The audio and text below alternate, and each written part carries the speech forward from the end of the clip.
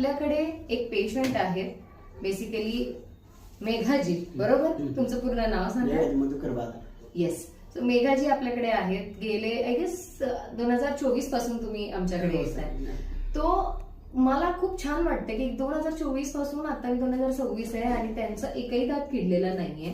दुसरी गोष्ट, ते आल्यानंतर त्यांचा प्रश्न होता की मॅम मी दर 6 महिन्याला यायला पाहिजे होतं पण मी येऊ शकलो नाही. बट खूप इट्स ओके. पण खूप छान गोष्ट आहे की तुम्ही तुमच्या दातांची एवढी छान काळजी घेताय. आम्हाला खूप रेअर पेशंट भेटतात असे.